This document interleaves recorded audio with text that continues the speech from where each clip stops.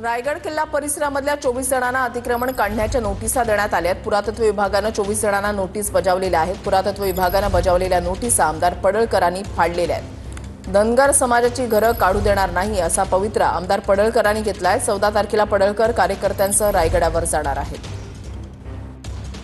छत्रपती शिवाजी महाराजांच्या रायगडावरती एवढं मोठं तेज आहे, कुणीही रायगडावरती गेला मेलेला माणूस उठून उभा राहील, इतकी क्षमता, इतकी ताकद, इतकी ऊर्जा ही रायगड किल्ल्यामध्ये आहे। परंतु या धनगरांच्या झोपड्यामध्ये लाईट नाही।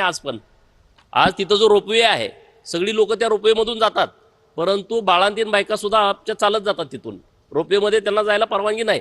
हे जे सगळे प्रकरण आहेत, मी आज तुमच्या साक्षीनं हे नोटीस फाडून टाकतोय आणि त्या सर्व धनगर समाजाचं संरक्षण करण्याची जबाबदारी कार्यकर्ता म्हणून माझी आहे। राज्याचे मुख्यमंत्री माननीय देवाभाऊंच्या कानावरती ही सगळी गोष्ट मी परवा घातलेली आहे आणि ते व्यवस्थितपणे यातून नक्की मार्ग